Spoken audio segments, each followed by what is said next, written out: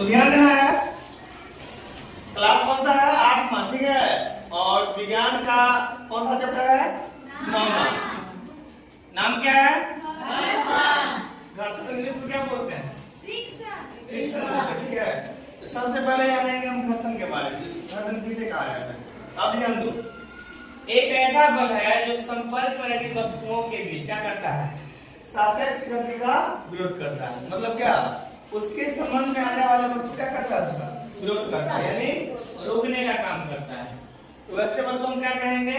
घर्षण या घर्षण बल कह देंगे, ठीक है। अब ध्यान देना है।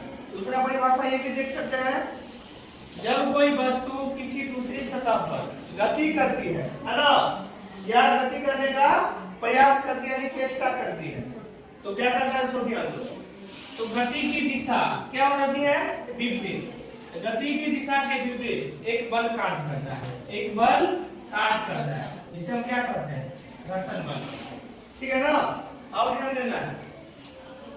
वैसे हम उदाहरण के तौर पर समझ सकते हैं, जैसे क्या है? चलना, लिखना, ब्रेक लगाना, माचिस जलाना, साइकिल चलाना और चलना, लिखना, ब्रेक लगाना, माचिस चलाना और साइकिल चलाना किसका उदाहरण है? घर्षण बल का उदाहरण है, ठीक है ना। अब ध्यान दो, घर्षण बल से 2 पॉइंट और जुड़ा हुआ है, उसको जानेंगे। घर्षण बल हमेशा कैसा काम करता है? गति की दिशा के विपरीत दिशा, यानी उल्टा काम करता है, ठीक है ना। अब ध्यान देना है, जो घर्षण 2 प्रकार के होते हैं। कितने प्रकार के होते हैं? 2 प्रकार के। एक होता है स्थैतिक घर्षण, जिसको हम क्या बोलते हैं? Static friction.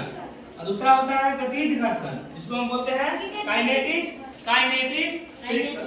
अब ध्यान देना है, स्थैतिक घर्षण हम किसे कहेंगे?